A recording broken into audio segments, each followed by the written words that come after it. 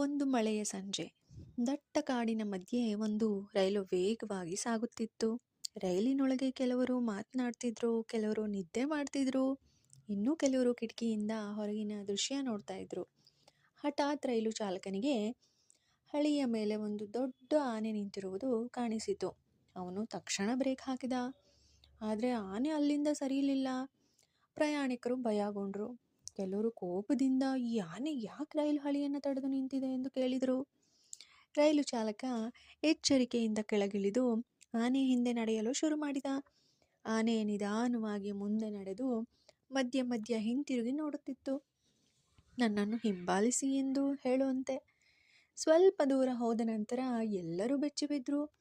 ಮುಂದೆ ಒಂದು ದೊಡ್ಡ ಮರ ಬಿದ್ದು ಸೇತುವೆ ಕೂಡ ಒಡೆದು ಹೋಗಿತ್ತು. ರೈಲು ಮುಂದೆ ಸಾಗಿದ್ರೆ ನೂರಾರು ಜನ ಪ್ರಾಣಾಪಾಯದಲ್ಲಿರ್ತಿತ್ತು. ಆನೆ ಎಲ್ಲರ ಜೀವ ಉಳಿಸಲು ರೈಲನ್ನು ನಿಲ್ಲಿಸಿತ್ತು. ಆ ದಿನ ಎಲ್ಲರೂ ಒಂದು ವಿಷಯವನ್ನು ತಿಳಿದುಕೊಂಡ್ರು.